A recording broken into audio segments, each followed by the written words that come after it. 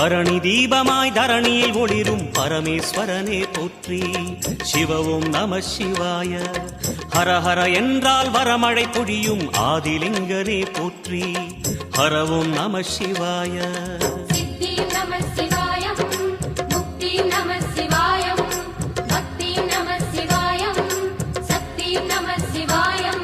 கார்த்திகை திருநாள் உற்சவம் காணும் தீபச் சுடரே போற்றி. சிவ ஓம் நம சிவாய. தீர்த்தம் யாவிலும் நீராடிடுவாய் அருணாச்சலனே போற்றி. ஹர ஓம் நம சிவாய.